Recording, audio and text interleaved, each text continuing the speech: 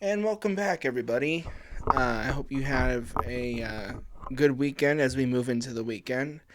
I have a new setup and I'm still getting used to it, so, you know, let me know how it goes. And I got myself a new camera, new mic, and a new lighting system. So, hopefully, behind me soon, I'm going to get a little bit more posters as we move forward.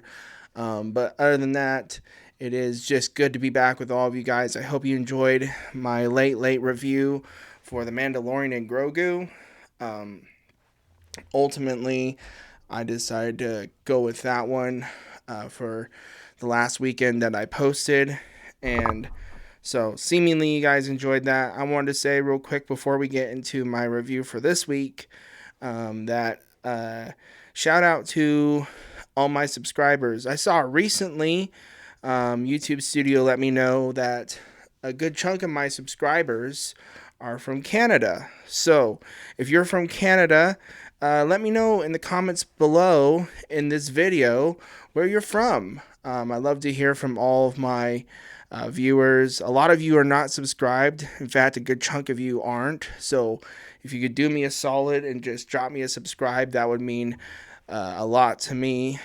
Other than that, as they say in L business, let's cut to review. So, if you're talking about Obsession, the viral horror directed by Curry Baker, its box office run has been something that is setting remarkable records, not only in the sense of just overall, but you also have to talk about the major box office records that this film has done.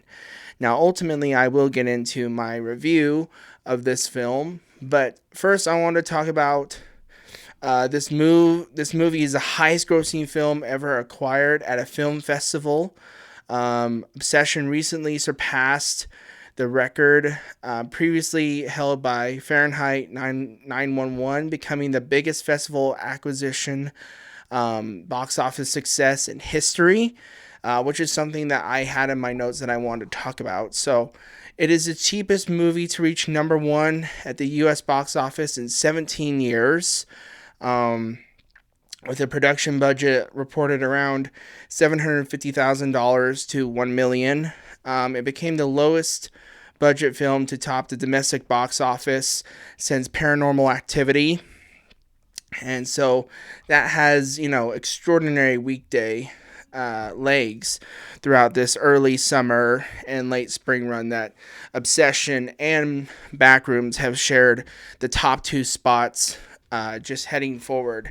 Now, the current box office totals as it closes out its run is a domestic of 165.4 million, international 73.3 million, and worldwide of 238.7 million, doubling and or quadrupling its original budget, which means that it's a huge deal. Now, this is a massive return on an investment. A film made under 1 million has earned roughly 239 worldwide so far, making it one of the most profitable horror films ever to be released on low budget. And why it's such a big deal to me to talk about this box office run that Obsession has been on is because ultimately, and I want to be very careful on how I say this, but it is not the most high production. Like, it is really well done on a budget. You can tell that they used all of the money that they had to make this movie, but ultimately, it wasn't like one of those ones that come out and you can just tell there was billions and billions of dollars or millions and millions put into it. It even had a lower budget, seemingly, than its only competition in the box office during its run, which was Backrooms, and it was out for a little bit longer than even Backrooms was, which is impressive. So, industry analysis have pointed out that Obsession and Backrooms are evidence that original creator driven films can compete directly with major film franchises. Ultimately, as you guys have seen, they competed for a very long time in top two against films like Devil Wears Prada, to Mandalorian and Grogu, and even Mortal Kombat 2 as it was exiting its time in theaters. And all those films are major industry driven, high budget films with major companies supporting them, and more than just a small budget and a hopeful team of investors.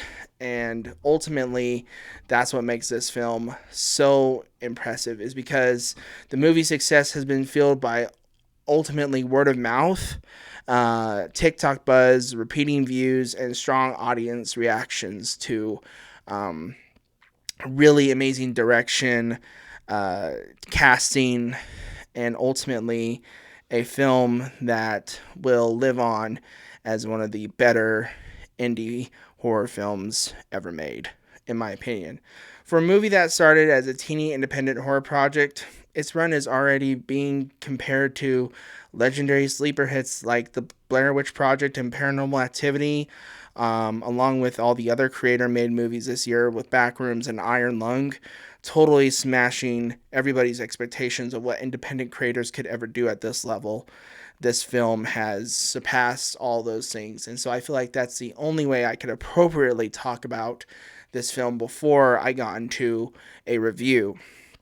Now, instead of pointing out the obvious and just saying that this movie is really good, the hinge of this film is believing the idea of magic and the idea hidden in the magic of a relationship that lives on the edge of a perfect balance between brilliant commentary on toxic relationships and the very human ego belief that one can have their cake and eat it too. Or in this one case, maybe, have their willow branch and snap it too. If you allow me to put it that way. At the time, it's a cautionary tale that reminds us to be very careful what we wish for.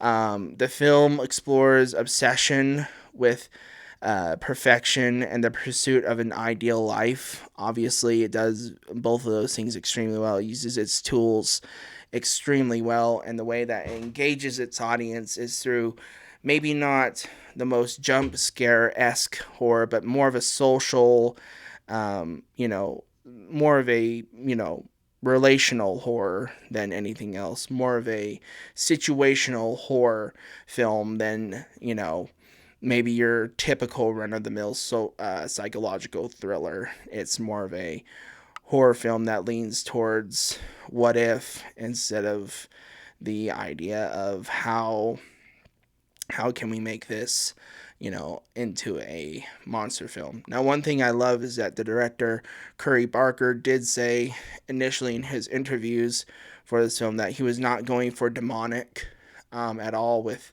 the sort of character that Indy Navarrete ended up playing. When we think about the way that she played the titular female lead in this film. But you can kind of sit there and watch her in those sort of subtle moments when she's standing in the corners or just laughing to herself or literally freaking out and screaming. And you can get sort of a demonic presence off of her, but I think it's more of the idea of being lost in your own conscience and just feeling completely scared, almost like you're in a nightmare, stuck in your own body, which is why I think this film ultimately works. Revealing the things that are rarely what they seem from the outside looking in, obviously. When you look at the relationship between Bear and, Indy's character in this film, it's very, very interesting indeed. Rarely, beyond the fantasy of lies is the reality of what happens when the honeymoon phase is over in our relationships and you have to deal with the other person's baggage. And ultimately, I can ultimately tell you that this is something I've watched my friends go through in the past, and there's been a couple of times where I've almost gotten into the same relationship. I uh, I like to think that when I got married, it was kind of the end of those things. And so, looking at this movie from a perspective of someone who's seen this happen to friends, it's definitely disturbingly real. And the cracks begin to show um, ultimately in a relationship like that. This film is a thoughtful examination of desire, expectation, and the consequences of chasing a version of happiness that may never truly existed. Obsession lives on the fact that it is simple and terrifying. Ultimately, the camera work is absolutely insane. I wanted to point out ultimately the acting choices between Indy and Michael Johnson as really, really well done. Cooper Tomlinson obviously shines in this film as the other half of you know the YouTube channel that both him and Curry are on, and I think ultimately they do an amazing job in this film with such a low budget and an idea that ultimately they got picked up at a festival and turned into possibly one of the biggest films this year. Um, so ultimately, I feel like that's the only way to talk about this film. I would say if you haven't yet seen it, honestly, at this point, it's at the end of its run. Just wait and then maybe buy it on a date night. This film does really explore some sort of heavy subject matter for a lot of different people groups. I'd give it, a solid, probably, five out of 5 stars if I was going to give it anything. Maybe a 8.5 out of 10. Um, Ultimately, this movie is really good. So if your local cinemas are still showing it, go see it. Obviously, take somebody with you if you're in a relationship, or if not, just go and be prepared to be terrified. I do think ultimately, not unlike another film in this same vein, although not to the same extent, the drama that came out with Robert Pattinson and Zendaya also explore a lot of the same ideas that Obsession does, and so I feel like both of those films do a really good job.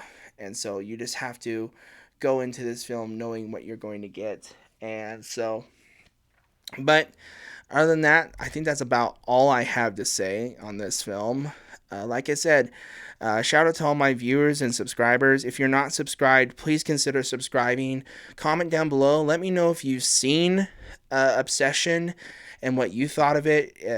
Let me know, like I said, if you're from Canada, a good portion of my viewers are, drop me a comment. Let me know where you're from. I'd love to hear from you guys as I set off on this new adventure and this new studio setup. I can't thank all my subscribers enough. You guys mean the world to me. I love doing this. I'm going to continue doing it.